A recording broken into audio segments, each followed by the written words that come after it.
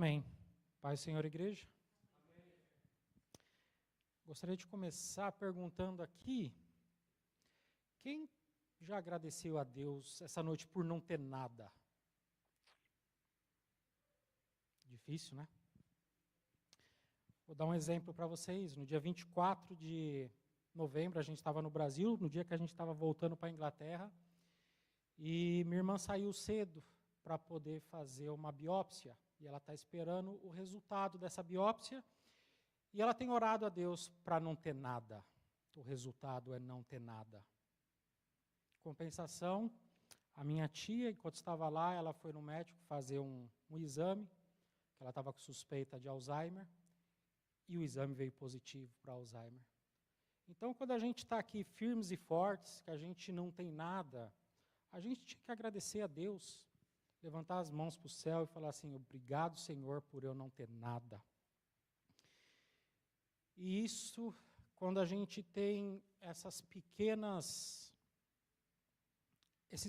lapsos que a gente consegue reconhecer, as poucas coisas as pequenas coisas que a gente muitas vezes não dá valor, a gente agradecer a Deus, e isto mostra um enraizamento profundo no Senhor, porque o enraizamento, ele é feito de conexão. É uma conexão entre o homem e Deus. Quando o homem tem suas raízes fincadas no Evangelho, ele tem uma conexão mais profunda com o Senhor. Até porque sem as raízes, nós somos mortos. E assim como um peixe ele não vive fora d'água, assim como uma árvore ela não vive fora do solo, o ser humano ele não vive fora de Deus. Nós não sobrevivemos. Muitas vezes as pessoas têm aquela falsa vida. Aquela vida é quando nós estamos no mundo, que a gente acha que a gente tem tudo, muitas vezes a gente tem as bênçãos, né? As pessoas que estão fora são bem-sucedidas, têm uma vida teoricamente feliz, mas ali é uma pessoa morta, é uma pessoa que não é enraizada em Deus, é uma pessoa morta. Então, assim, quando o pastor falou comigo no ano passado sobre esse tema, eu falei, eu acho que é um bom tema, e depois eu fui meditar no tema sobre enraizamento, e eu falei assim, nossa, esse é um tema muito profundo, e porque hoje tem muitas pessoas que estão dentro da igreja, mas elas são rasas, com as raízes rasas, e isso acontece por falta da busca do conhecimento, porque como eu já falei aqui, não tem como a gente conhecer o nosso Deus se a gente não busca conhecer Deus. Deus, ele já veio e já fez por nós. Agora, cabe a nós a nossa busca diária em Deus. E esse enraizamento ele só acontece na nossa busca diária. Como eu posso me enraizar naquilo que eu não conheço? E o tema desse ano é aprofundar as nossas raízes, né? E quando falamos de raízes, não estamos falando de algo que aparece. O enraizamento ele é oculto, ele não aparece. Mas ele sustenta a vida. Toda forma de vida, ela precisa de raiz. As raízes não existem para enfeitar, mas para nutrir, firmar e manter vivo. Quanto mais profundas são as raízes, maior a capacidade de sobreviver à seca, aos ventos e à mudança do ambiente. Nenhuma planta cai por causa do vento. Ela cai porque as raízes não são profundas o suficiente. E o vento ele não cria o problema, ele apenas revela o que já estava frágil debaixo da terra. E hoje eu não quero falar apenas de um conceito bíblico.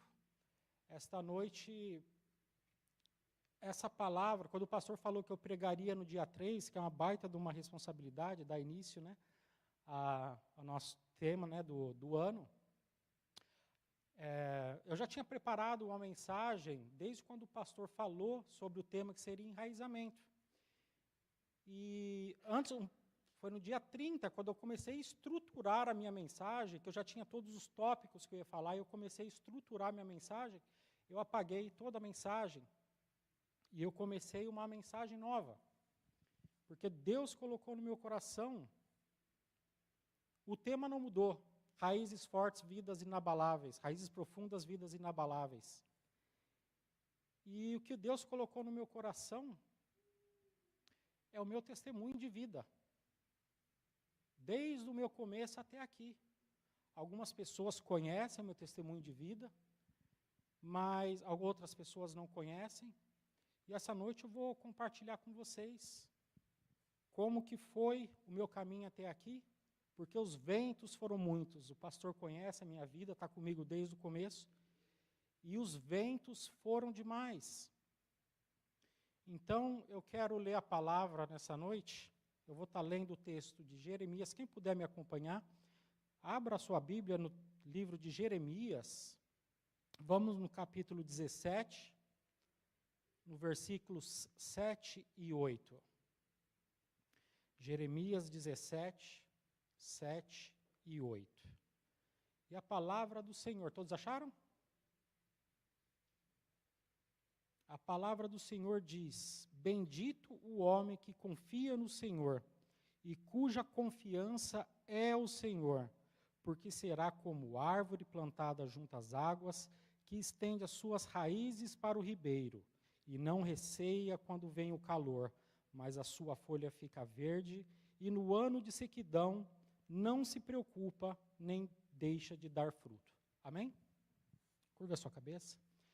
Senhor, eu quero te louvar e te agradecer, Pai, pela sua palavra, Senhor, que o Senhor nos deixou, Pai. Em nome de Jesus, Pai, que possamos ser, Senhor, firmes e fortificados, Pai, que as nossas raízes possam estar profundas no Senhor, Pai. Que o Senhor venha falar através da minha vida nessa noite, Senhor, que o meu testemunho, Senhor, possa ser edificante, Pai. Em nome de Jesus, esteja comigo, Pai, esteja com a igreja, Senhor. A sua presença é a mais importante nesse lugar, Senhor. Que a sua presença possa ser sentida, Senhor, e a sua palavra, Senhor, possa dar frutos, em nome de Jesus. Amém. Então, a minha história começa no ano de 2007. Eu vou começar a partir do ano de 2007, enquanto eu estava no trabalho. E um amigo que trabalhava comigo, ele que já tinha morado fora do Brasil, por 2 vezes, e retornado ao Brasil. A gente, numa conversa, ele me contando como que era a vida fora do Brasil, e eu comentei com ele, eu falei assim, eu tenho direito à cidadania italiana, porque a minha avó é italiana, né, descendentes de italiano. E ele falou para mim assim, então você é besta, você está perdendo tempo aqui no Brasil, sendo que você poderia tirar a sua cidadania italiana e morar fora do Brasil. E ali eu comecei uma busca para poder entender como é que funcionava a questão da cidadania italiana. Eu comecei a buscar para poder entender o que eu deveria fazer. E comecei uma busca frenética por isso. E eu acabei parando, porque eu descobri que o meu bisavô, a cidade que ele nasceu, tinha sido destruída pela guerra. E na época que ele nasceu, não existia cartório, então as pessoas eram batizadas na igreja. E aquilo era prova de vida de uma criança na Itália naquela época. E eu conversei com muitos especialistas na época e todos falaram para mim assim, você não vai conseguir a sua cidadania italiana, desista. E aquilo foi um balde de água fria para mim. E ali eu desisti por um tempo. E naquele mesmo ano, a minha namorada ficou grávida. No ano seguinte, a gente se casou, no ano de 2008. E eu desisti daquela questão da cidadania italiana, e vivi minha vida. Era do mundo, não conhecia Jesus, não gostava de ir para a igreja, não gostava de ser convidado para ir para a igreja. Quando as pessoas me convidavam, eu ficava muito nervoso. Para mim, quando eu ia num culto, que eu era, na verdade, eu ia porque a pessoa insistia demais, aquilo para mim, 1h30 de culto parecia um dia inteiro. Eu ficava incomodado ali dentro, não queria saber de culto, achava os crentes chatos, não queria saber de igreja. Minha esposa sempre foi católica. Eu lembro que antes do nosso casamento, nós somos casados na igreja católica.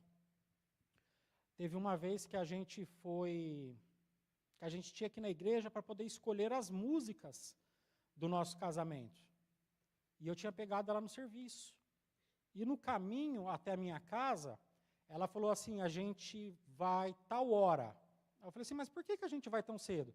Ela falou assim, vou assistir a missa e depois a gente escolhe as músicas.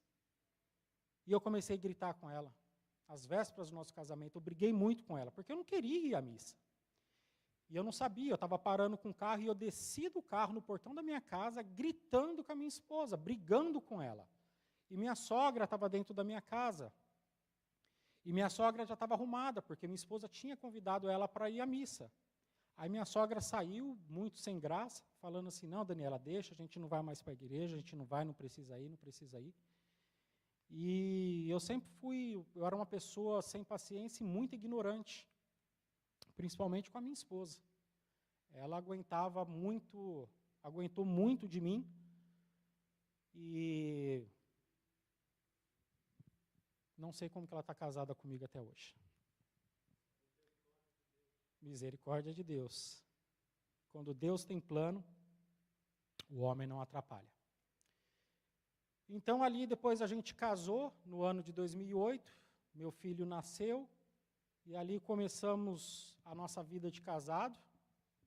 Não tenho orgulho do começo da minha vida de casado. Eu lembro que foi a única empresa na minha vida que eu trabalhei e eu fui mandado embora. Todas as outras eu pedi para sair por algum motivo, mas esta eu fui mandado embora. E minha esposa estava grávida, trabalhava, e eu ficava em casa assistindo televisão. Essa era a minha vida. Eu gostava de ficar em casa assistindo televisão. Eu era bem um vagabundo mesmo. E minha esposa trabalhando grávida, minha esposa trabalhou até a sexta-feira, dos 9 meses da gestação dela, e ela teve o nosso filho no dia 16 de junho, que foi numa segunda-feira. Então, minha esposa trabalhou até a sexta para poder ter nosso filho na segunda-feira. Mas aí eu já estava trabalhando, fiquei desempregado por uns 3, 4 meses. E não procurava trabalho. Para mim, aquela vida era... Não sei, eu tinha uma vida boa na casa dos meus pais, e eu não queria responsabilidade naquele momento. Para mim, era uma coisa assim, eu sempre tenho alguém por trás de mim que vai poder me dar suporte quando eu precisar. Então, ali eu não tinha entrado na vida adulta ainda. E aos tempos foi passando. Quando chegou no ano de 2015, me acendeu de novo a questão da busca pela cidadania italiana. E ali foi muito rápido. Do tempo quando eu comecei, eu reacendi essa chama para poder procurar a minha documentação. Eu consegui todos os documentos que eu precisava. Inclusive a certidão de nascimento do meu antenato. Foi uma coisa muito fácil de conseguir, porque eu consegui a lista de leva da Itália. A lista de leva é o comprovante de que um italiano se alistou ao exército. E eu consegui isso só procurando online. E eu consegui essa lista de leva, e eu mandei, este documento eu mandei para a Comune, que ele teoricamente nasceu, e eu expliquei para ela, falei assim, ele é do ano de 1869, na época não existia registro civil, e as igrejas foram destruídas devido à guerra. Aí, passou 2 dias, a moça me respondeu, não tem problema, estou te mandando a certidão de nascimento dele. E ela me mandou a certidão de nascimento por e-mail sem custo nenhum. Eu recebi essa certidão e fui atrás das outras. O ano de 2015 todinho, eu reuni todos os documentos e eu conversei com a minha esposa. Falei assim, eu já estou reunindo todos os documentos, nós vamos embora. E ela aceitou. Ali começa... Eu acredito que desde o ano de 2007, que Deus já me chamou, mas ali ainda não era o tempo, no ano de 2007. Porque eu era solteiro no ano de 2007, só namorava com a minha esposa. Não sei, se eu tivesse vindo para a Europa, ela tivesse ficado para trás, talvez nossa vida seria diferente, eu não posso dizer, mas o que eu posso dizer é que Deus tem um propósito para tudo. Tudo acontece dentro do tempo de Deus. Não adianta a gente espernear, não adianta a gente refutar, tudo vai acontecer debaixo do tempo de Deus. Por que eu falo isso? Porque em 2007, especialistas em cidadania italiana falou para mim, desiste porque você não tem chance. E no ano de 2015 aconteceu muito rápido e muito fácil. E nada mudou naquele tempo. A lei continuou a mesma, as pessoas continuaram a mesma, tudo continua igual. Então, eram os planos de Deus na nossa vida.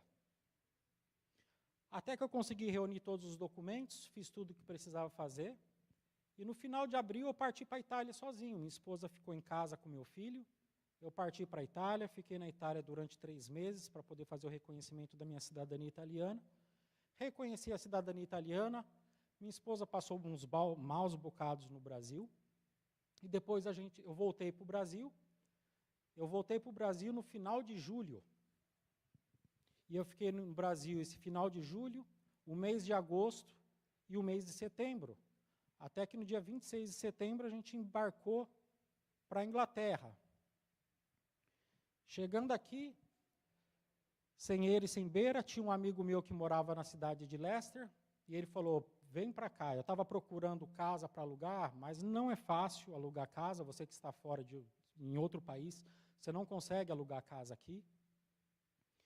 E eu falei com ele, tem como você me alugar um quarto na casa onde você mora? Ele falou assim, não, pode vir que eu te alugo. Nós saímos do Brasil com 3.000 libras no bolso. Nem um tostão a mais, nem um tostão a menos. Esse era o dinheiro que a gente tinha no bolso.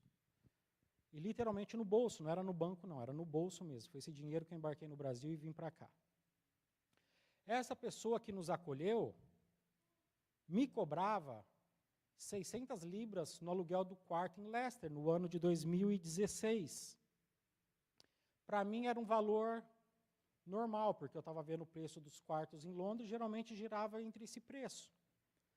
Até que um dia eu descobri que ele pagava 550 de aluguel na casa dele toda, e eu fui confrontá-lo, e ele falou para mim, eu não faço nada para perder. Então eu estava pagando o valor do aluguel dele todinho, um pouquinho mais. E o mês de setembro, para a gente que mora aqui na Inglaterra, ele não é tão frio. Mas para quem veio do Brasil, quem nunca teve a experiência com o frio da Europa, é muito frio. E estava eu, minha esposa e meu filho com 8 anos de idade, morando num quarto.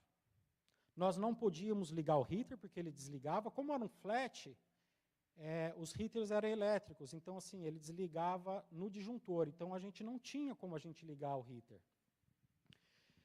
E o banho era aquele sistema de caldeira. Então, o que acontece? Uma caldeira esquentava, meu filho tomava banho, minha esposa tomava banho com uma água meia boca, e eu, quando ia tomar banho, tinha que tomar o banho gelado, porque ele desligava a caldeira. Então, eu tinha que tomar banho frio, eu deixava eles tomarem o banho deles e eu tomava um banho frio. Comecei a trabalhar, arrumei um serviço para poder trabalhar de moto. Fui em Londres buscar essa moto, que era uma empresa de uns brasileiros que trabalha trabalha para a Eurocar Parts, alguns de vocês devem conhecer, que é a entrega de peças de carro. Então eu saí um dia de Leicester de manhã, peguei o trem, eu saí de madrugada daqui, peguei o trem, tive que fazer um curso em Londres, fiz esse curso, que durou o dia inteiro. Quando foi mais ou menos 7 da noite, eu saí de Londres para poder vir para cá. E eu não podia rodar com a moto na motorway, então eu vim por dentro, de Londres até Leicester. Muito frio, eu lembro que estava muito frio. Tive que abastecer a motinha 3 vezes, porque o combustível acabava, não dava, porque o tanque era bem pequenininho. E eu vim chegar em casa, era quase 2 da manhã. E no dia seguinte eu já tinha que sair de Leicester e ir para Nottingham trabalhar, me apresentar no serviço. Trabalhei por um tempo, não fui pago, tive que devolver a moto, porque eles não estavam me pagando, e meu dinheiro estava acabando. Foi nesse tempo que eu descobri que ele estava me cobrando muito mais pelo quarto, e eu fiquei desesperado, eu não sabia o que fazer. Até que um dia muitos de vocês conhecem o irmão Márcio e a irmã Cacá, eles moravam em Leicester. Eu estava no Lido, eu escutei o Márcio falando com o Luan. Aí eu falei, vocês são brasileiros? Daí a gente começou a conversar, e ele falou, e aí, tá tudo bem? E eu não sei, porque eu falei, ali foi o Espírito Santo falando atrás de mim, eu falei, cara, não está bem. Eu falei, eu estou morando num quarto que eu pago 600 libras por mês, a gente não tem direito a ligar heater, e eu tenho que tomar banho frio. Aí ele falou assim, eu vou falar com a minha esposa e vocês vão morar lá em casa. E ele falou com a Cacá, a gente foi até lá, conheceu a Cacá, conversamos com ela. E eles aceitaram a gente mudar para lá, sem pagar nada no começo, porque a gente estava muito apertado de dinheiro. E a gente começou a morar lá. O quarto que era do Luan, do filho deles, o Luan foi dormir com eles no quarto deles, e a gente dormiu num quarto onde cabia um colchão de solteiro, e eu tinha que dobrar um edredom no meio, e eu tinha que dormir de lado. Então o quarto era mais ou menos daqui até ali, mais ou menos. E ali a gente dormiu por muito tempo. Eu arrumei outro serviço, fui trabalhar numa fábrica que fazia display esses display que fica na Boots, que você pega um desodorante, daí o outro empurra, sabe? Aqueles display de plástico, de acrílico. Sofri preconceito ali, de ingleses, e fomos seguindo. Saímos da casa da Cacá, porque acabou esse trabalho, e em Leicester tinha uma época que ficou sem trabalho, eu não conseguia achar trabalho, eu era cadastrado em mais de 6, 7 agências, e eu não conseguia achar trabalho, não tinha, então eu tinha que ficar parado, e eu não podia ficar parado, porque eu não podia me dar o luxo, porque eu não tinha dinheiro. Não tinha dinheiro para poder alugar uma casa. E aquela situação, para quem é pai, para quem é um homem de família, não é fácil. Porque no Brasil a gente tinha uma vida com um certo luxo. A gente, muitas vezes, de sexta-feira, a gente tinha carro do ano, a gente morava bem, a gente comia bem. E muitas vezes, de final de semana, na sexta-feira, eu pegava a minha esposa no serviço, que ela trabalhava na mesma rua que eu. Eu saía 4 horas e pegava ela, acho que 4h30, se não me engano. E ela falava, para onde a gente vai? Vamos para a praia. E a gente simplesmente descia para a praia. Então, a gente tinha uma vida que era muito confortável no Brasil. A gente não construiu nada, porque a gente ganhava 10 e gastava 15. Essa era a nossa vida no Brasil. Gastávamos muito mais do que a gente recebia. Mas a gente vivia muito bem, estavam os amigos perto, sempre estava em festa, sempre estava com aquilo que a gente queria, a gente não passava à vontade. E, de repente, eu, como pai de família, me vi numa situação que eu não tenho um colchão para poder dividir com a minha esposa. Minha esposa dividia um colchão de solteiro com meu filho e eu tinha que dormir no chão. E aonde eu dormia era do lado do heater. Eu não podia pedir para eles desligarem o heater porque eles estavam na casa deles. Então, o que acontece? Mesmo no frio, você dormindo encostado no heater, tinha vezes que à noite eu acordava me queimando. Então, eu tinha que me virar, porque era difícil. Se você encosta no heater ali, você pega fogo. E só depois eu fui descobrir que dava para isolar o heater. Antes eu não sabia, não. A gente perece por falta de conhecimento, né? Vai besta. Aí, passado um tempo, não conseguia arrumar serviço. Eu lembro que eu tinha sobrado para nós 1.500 libras na conta. Nesse tempo, a minha esposa já tinha conhecido o pastor, através de uma irmã que tinha lá, que ela faz serviços de tradução para o NHS. A minha esposa, como ia passar no GP, precisou do serviço de tradução, e essa irmã falou. O pastor tinha começado um serviço de ensinar inglês, evangelizando ao mesmo tempo. Então, minha esposa teve na casa do pastor, que eram as aulas de inglês, mas, ao mesmo tempo, era um período de evangelização. E eu não queria ir. Eu nunca fui. Eu lembro de uma conversa que minha esposa teve com o pastor. Ela falou para o pastor, pastor, meu marido não vai vir. Ele fuma e ele não gosta de igreja. E eu não fui mesmo para a casa do pastor. E um dia o pastor chamou eu para poder tomar um café, e ali a gente foi tomar um café, foi eu, o Márcio, o pastor e o Michael, que era o evangelista lá da... E ali a gente conversou, e o pastor convidou para ir para a igreja. Aí teve um culto que era culto de casais, que eu fui, e naquele culto eu não me senti mal.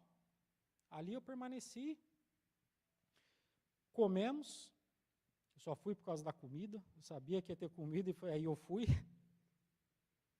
Ainda mais quando falaram que era comida brasileira, eu falei, eu vou. E ali começou a evangelização, o pastor começou a trabalhar na minha vida. E ali começou a minha caminhada com Cristo, porque eu comecei para a igreja outras vezes, até que um dia eu decidi ir embora para Londres. Eu falei assim, eu vou para Londres porque aqui não está tendo trabalho. E um colega meu que morava e trabalhava em Londres, ele falou assim, não, pode vir, que a empresa onde eu trabalho, eles estão desesperados e aqui é serviço garantido. E eu deixei a minha esposa e meu filho aqui lá em Leicester, e eu peguei o ônibus com a mala e fui para Londres. Eu conversei com uma amiga minha, que eu trabalhei com ela no Brasil, e ela trabalhava com aluguel de quartos em Londres. Ela estava aqui em Londres também, e ela trabalhava com aluguel de quartos. E eu falei para ela, arruma um quarto para mim. Aí ela falou assim, não, beleza, pode vir que eu já tenho um quarto para você. Eu não sei se vocês aqui conhecem Londres, mas eles me colocaram num bairro lá que chama Camberwell. Quem conhece ali, quando você entra ali, a favela do Rio de Janeiro é a mesma coisa. O negócio é feio, gente, o negócio é feio. Eu entrei ali, eu morava num apartamento de côncio. E ali, eu dava sorte quando o pessoal estava ali fora fumando maconha, porque era sempre coisa pior. E eu fiquei ali por uns dias, e eu fui nessa empresa do meu amigo que estava pegando e teoricamente não dispensaria ninguém. Fui, fiz a ficha, trabalhei, esperei, e eles falaram, não, a gente não tem serviço para você. Eu falei, o que eu vou fazer agora? Aí, nesse meio tempo, minha esposa chegou com meu filho, ficou lá 2 dias comigo, e a gente conhecemos um brasileiro lá que ele alugava casas lá, né? Então, eu tinha 1.500 libras na conta, e o rapaz começou a mostrar algumas casas para a gente, e eu falei assim, não, eu não quero morar num quarto, eu quero morar num estúdio. E ele levou a gente para poder ver um estúdio, a gente gostou, era um estúdio recém-reformado, e eu falei assim, não, eu quero ficar com esse estúdio. Daí ele falou assim, não, para mim segurar o estúdio para vocês, então, você tem que me dar 600 libras.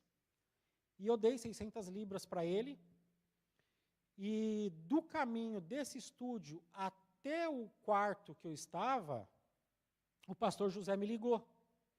E o pastor falou assim, meu filho, eu arrumei um serviço para você aqui em Leicester, e é um serviço que não é temporário, é um serviço efetivo. Aí eu conversei com a minha esposa, e eu falei assim, vamos voltar? Aí, vamos voltar. Aí eu liguei para esse brasileiro, falei assim, ó, eu não vou querer mais o apartamento. Irmãos, foi coisa de 20 minutos que eu tinha pago ele. E ele falou, o seu depósito eu não vou te devolver, porque eu tirei o apartamento fora do mercado. Eu falei assim, não, mas não é possível, foram 20 minutos, como você não vai me devolver o dinheiro? Não, eu não vou te devolver seu dinheiro. E no contrato que a gente assinou, estava lá realmente que eles não devolveriam dinheiro. E o pastor tentou me ajudar, falou com um advogado lá em Londres, esse advogado tentou conversar com o advogado da empresa, e eles não devolveram o dinheiro. Então eu tinha 900 libras na minha conta, tinha que voltar para Leicester, procurar um quarto para poder começar a trabalhar.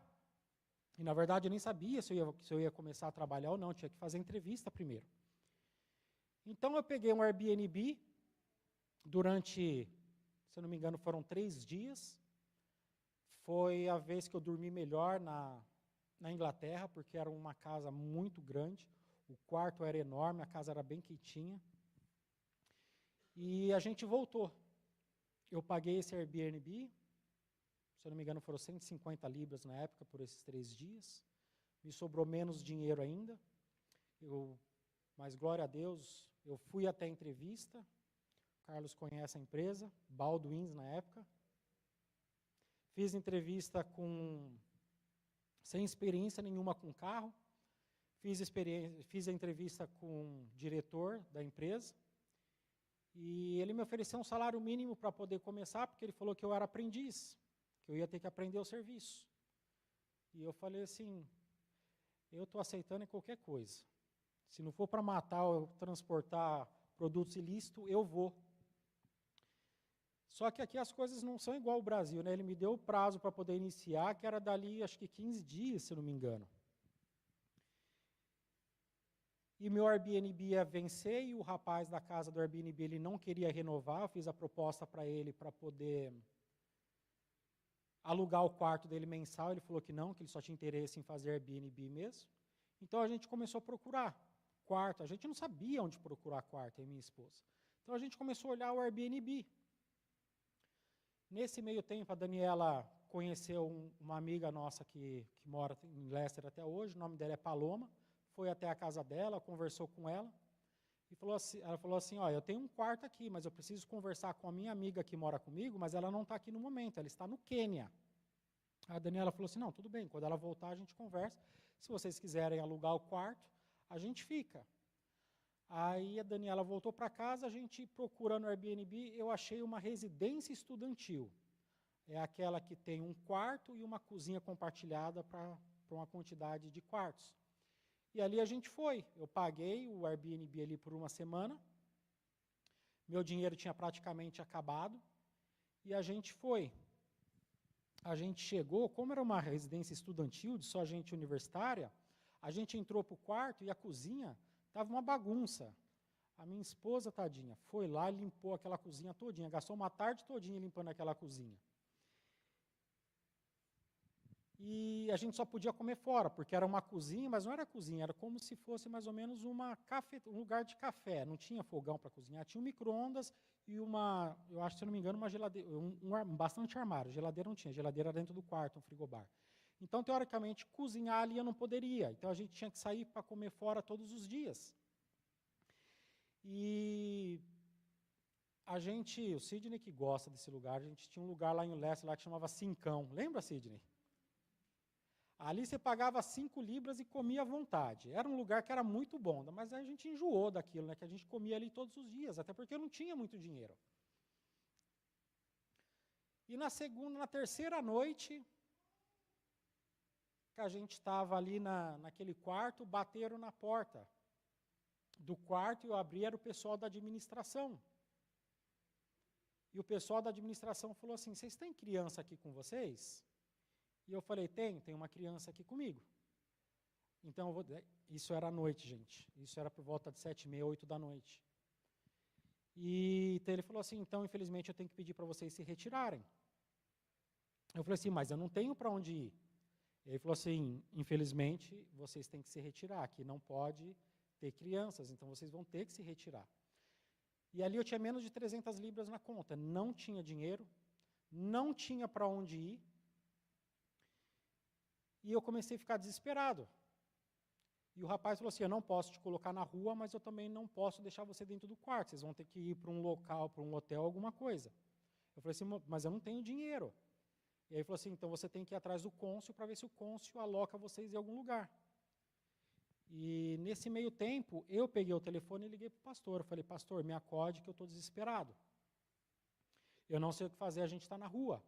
E minha esposa, nesse meio, enquanto eu falava com o pastor, a minha esposa ligou para essa nossa amiga, a Paloma, e contou a situação.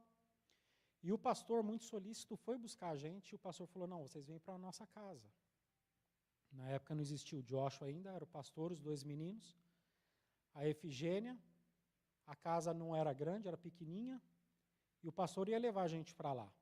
Só que essa moça, a Paloma, falou assim, não, vocês vêm para cá, que eu vou falar com a minha amiga, mas vocês ficam aqui. E ali a gente foi. Aí o pastor chegou, eu acho que ele ficou até aliviado na hora, né, pastor? Eu falei, não vou para sua casa não, pastor, leva a gente para outro lugar ali, eu vou te dar outro endereço. E essa pessoa, ela acolheu a gente, eu comecei a ajudar ela e eu comecei a trabalhar. Só que aí tinha outro problema. Comecei a trabalhar, porém, o salário lá não era igual às agências que paga toda sexta-feira. Lá era uma vez por mês o recebimento. Então eu ia ter que trabalhar um mês todinho para poder ter o salário. Nisso, a senhora, minha esposa, começou a trabalhar no hotel, no Ibis Hotel. Então, foi ela que conseguiu segurar e sustentar a gente por esse período, até eu começar a receber o salário. E, nesse tempo, a gente começou a frequentar mais a igreja, e a gente começou a trabalhar e ali naquele momento, a minha vida começou a dar uma estabilizada. E ali a gente ficou na casa dessa pessoa, a gente trabalhando. O quarto era um quarto bom, apesar de a gente ter que dividir a cama. Eu entrei no eBay e comprei uma cama, se eu não me engano, eu paguei 120 libras, que era uma cama com colchão, que era aquela cama super king, que você pode colocar 4 adultos deitados ali, só que era um colchão de mola, e as molas na primeira deitada estourou tudo. Então, de manhã, quando a gente acordava, você acordava tudo torto no formato das molas. Mas ali a gente permaneceu. E ali a gente foi estruturando a nossa vida. E Deus foi me honrando nesse tempo. A gente desceu as águas, eu e minha esposa. E ali na empresa que eu estava trabalhando, eu fui adquirindo experiência, fui adquirindo conhecimento. Eu tive 8 aumentos de salários nessa empresa e eu nunca pedi por nenhum. Foram 8 aumentos de salários até um dia que eu decidi sair dessa empresa. Eu acho que teve uma situação que aconteceu ali comigo, que eu trabalhava sozinho, era eu e o gerente só, né? E eu tinha que fazer todo o trabalho. Aí eles contrataram uma pessoa que era teoricamente para poder me ajudar, porque a empresa estava se estruturando mais, estava crescendo, foi quando mudou de dono, e a empresa começou a crescer cada vez mais. E os serviços começaram a aumentar. Muitas vezes eu segurei a empresa sozinho, porque o gerente não estava lá e o supervisor não estava lá, eu tive que segurar a empresa sozinho, e eu segurei. Então, teve uma vez que contrataram uma pessoa com um salário maior que eu fiquei quieto, não falei nada, eu falei assim, mas era inglês o rapaz. Eu falei assim, não, ele deve ter mais experiência do que eu. Já na primeira semana eu tinha que fazer o meu serviço do rapaz. E ainda consertar as cagadas dele. Quando ele colocava a mão para poder fazer o serviço, ele fazia errado, eu tinha que consertar. Veio a pandemia e ele foi mandado embora. Entramos no lockdown, eu parei somente por 20 dias, que eu entrei no lockdown somente por 20 dias, depois eles decidiram reabrir algumas unidades e eu fui escolhido para poder gerenciar uma unidade que tinha reaberto, aos poucos. Muitas vezes passava o dia na empresa sem fazer nada, mas ali estava eu.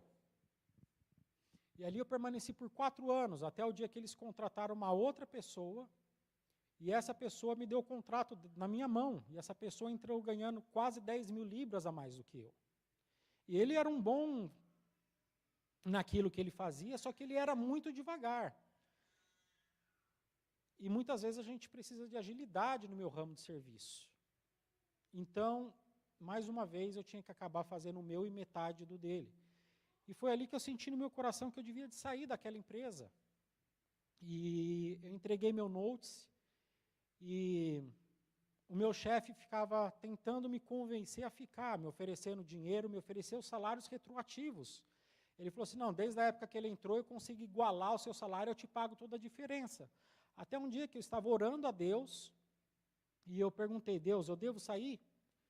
Aí veio a palavra de Egeu para mim, que a glória da segunda casa seria maior do que a primeira. Aí eu falei, independente de qualquer coisa, eu não fico mais aqui, porque Deus está mandando eu sair. E assim eu fiz, eu saí e fui para uma outra empresa, que fica em Rugby. Então eu viajava para Rugby todo dia.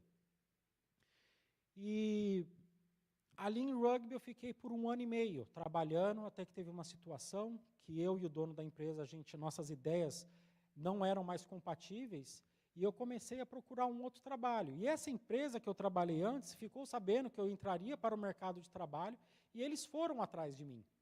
E eles me ofereceram uma condição 3 vezes melhor do que a primeira condição de que eu estive lá nessa empresa. E ali foi toda a minha estrutura familiar, minha estrutura financeira, construí ali. Porque eu trabalhava de casa, o meu salário, eu posso dizer que é um salário bom, acima da média do salário do Reino Unido, e ali Deus me honrou. Então, eu pude ver o que Deus tinha feito na minha vida, da onde Deus tinha me tirado e aonde Deus tinha me posto. essa é a minha jornada. Aí, o que isso tem a ver com o tema dessa noite? Eu falo para vocês que todo esse perrengue que a gente passou, toda essa dificuldade, muitas vezes eu chorava sozinho no banheiro, eu tinha que me esconder no banheiro na hora do banho e chorar ali, para minha esposa e meu filho não ver. Mas em nenhum momento passou pela nossa cabeça, vamos voltar para o Brasil, vamos voltar para a nossa velha vida. Deus, Ele me pegou e Ele tinha que me quebrar para mim poder me reerguer e aprofundar as minhas raízes. Porque senão Deus poderia me dar tudo que eu tinha, a vida que eu tinha no Brasil, o mesmo padrão de vida que eu tinha no Brasil, Deus poderia ter me dado no começo, mas seria desperdício. E Deus sabe de todas as coisas. Em nenhum momento a gente pensou em desistir. Deus tinha um propósito na nossa vida, mas ali a gente estava precisando de enraizamento para a gente poder entender o propósito de Deus na nossa vida. E hoje, com essa continuação da nossa vida, é mais um capítulo que a gente está indo viver. Eu já falei que eu não sei o propósito meu na Austrália ainda, mas eu tenho certeza absoluta de que vai ser muito mais fácil do que foi a primeira vez, porque as minhas raízes já estão aprofundadas no Senhor. A minha vontade está alinhada com a vontade do Senhor. Porque eu aceito aquilo que Deus tem para a minha vida. Nós somos humanos, nós vamos fazer planos que muitas vezes Deus vai falar não para a gente. Mas quando você está alinhado com o Senhor, quando Deus fala não, nós não batemos o pé, nós não esperneamos, nós aceitamos a vontade do Senhor. Bendito é o homem que confia no Senhor e cuja confiança é o Senhor. Eu não tenho medo dessa viagem. Muitas pessoas perguntaram para a gente, vocês estão com medo? Irmãos, nenhum momento eu tive dúvidas, nenhum momento eu tive medo. Tem muitos ditado popular, né? Cachorro que foi picado por cobra tem medo de linguiça. A gente passou, nosso processo de imigração foi muito difícil. O que eu contei para vocês aqui foi bem resumido. Mas a gente foi esmigalhado, a gente foi no chão. E eu podia ter medo, falar assim, não, eu estou estruturado na Inglaterra, eu tenho uma estrutura. Eu tenho minha família estruturada. Eu consigo fazer uma viagem por ano. Ou eu vou para o Brasil, ou eu vou para outro lugar. Eu tenho um bom carro, eu moro numa boa casa. Eu poderia ter comprado uma casa, como eu falei para vocês aqui, quando eu estava contando o testemunho da Austrália. Eu poderia ter comprado uma casa. A gente fomos aprovados e eu tinha o dinheiro para poder dar de depósito na casa. Então, eu poderia ter uma estrutura aqui. Eu não sei quais são os propósitos de Deus, mas eu estou aqui para poder vivê-los. Porque minhas raízes estão no Senhor. O vento pode vir, e minhas folhas podem cair, meus galhos podem quebrar. Mas eu não perderei minha vida. Mesmo se eu perder minha vida aqui para essa terra, eu vou estar ligado, continuar ligado ao Senhor. Então, por isso eu te falo, como eu já falei aqui na minha última pregação, eu tenho orgulho de falar que eu sirvo ao Senhor. Eu tenho orgulho de falar que eu amo ao Senhor, que o Senhor é dono da minha vida. Eu aceito isso para a minha vida, de andar nos caminhos do Senhor. Quem olha de fora pode falar, ele é louco, mas eu amo essa loucura de servir ao Senhor. Eu amo essa loucura de fechar os olhos na rua e orar ao Senhor. As pessoas me verem falando sozinho. Muitas vezes, sentir a presença do Espírito Santo e derramar as lágrimas. São lágrimas de alegria. E como eu já disse, eu só tenho a agradecer ao Senhor, mesmo por esse período de dificuldade, pois esse período de dificuldade, Ele nos moldou para ser as pessoas que nós somos hoje. Muitas coisas que eu fazia no passado eu já não faço mais. A compaixão que nós temos, aprendemos a ter o amor de Cristo pelas pessoas, ter compaixão das pessoas, ter compaixão dos irmãos, coisa que antigamente não tinha, eu era egoísta. Na minha vida eu era egoísta, eu olhava as pessoas de cima para baixo. Antigamente era a minha vontade. Muitas vezes eu discutia com as pessoas porque eu queria estar certo. Mesmo estando errado, não voltava atrás. Não pedia desculpa, não pedia perdão. Esta é a vida daqueles que não têm a raiz em Jesus Cristo. Podemos viver numa mentira, nos enganando, mas como eu falei aqui, a raiz, ela é invisível. Quem sabe é você onde estão as suas raízes. Somente nós sabemos onde estão as nossas raízes. Quem nos nutre? Quem nos firma nessa terra? Eu só tenho a agradecer a Deus por todo esse período, pois foi na dificuldade, pois foi nos ventos que formaram a pessoa que nós somos hoje. Eu, minha esposa e meu filho. E eu louvo a Deus por esse período de reconstrução, pois eu posso dizer que eu sou uma pessoa muito melhor. Agradeço muito pela vida do pastor José, teve muita paciência conosco. Quem convence o homem é o Espírito Santo, mas é o homem que lança a palavra, que lança a semente. Então agradeço a Deus pela vida do pastor José, pela vida da Efigênia, dos filhos dele, que estiveram sempre do nosso lado. Quantas vezes tivemos que ligar para o pastor, e o pastor sair correndo da casa dele para poder ir nos socorrer. E não é porque sou eu, Tiago, não. O pastor faria isso por qualquer uma das ovelhas dele. Então eu louvo a Deus pela vida do pastor José. E eu quero dizer que o Senhor me ensinou bem. Eu estou pronto. Eu estou indo e eu estou pronto. Não estou com medo, pois eu tenho certeza que os ensinamentos que o Senhor teve conosco e que Deus está à frente de tudo. Então, louva a Deus pela sua vida, pastor. Em nome de Jesus. Amém.